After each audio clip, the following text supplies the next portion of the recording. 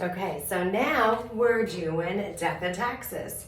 So currently, it's a restaurant and it's by James Beard, award-winning chef. Well, Ashley Christie's Death and Taxes has an interesting story as well.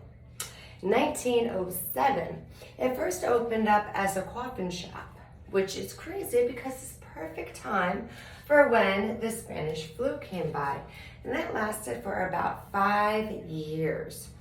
After that, it became a funeral house, it became a bank, it became an accounting firm, and eventually it became the restaurant that you see here. So the story has it is that there was tenants that lived there, and obviously people died of the Spanish flu there because it was a coffin shop. They just felt like it was bad aura going on and everything. So at the restaurant, people that work there, they have said that they've heard voices and conversations by people and there's no one there. Some work staff have said they're just walking and they hear footsteps behind them to look around and see nobody there.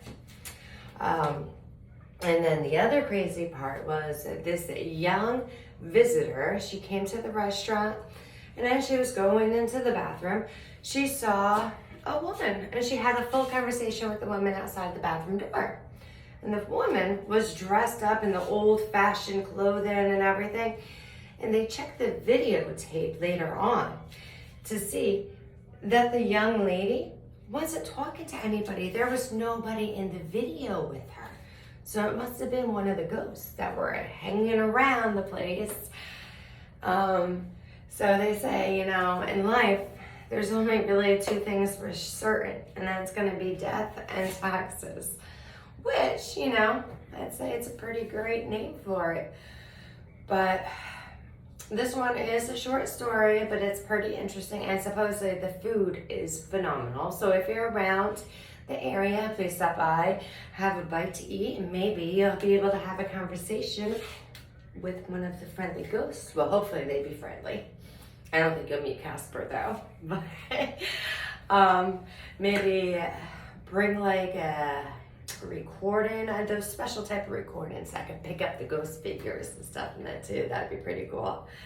But that's it. We're gonna move on to our next ghost story soon. Let's go that way.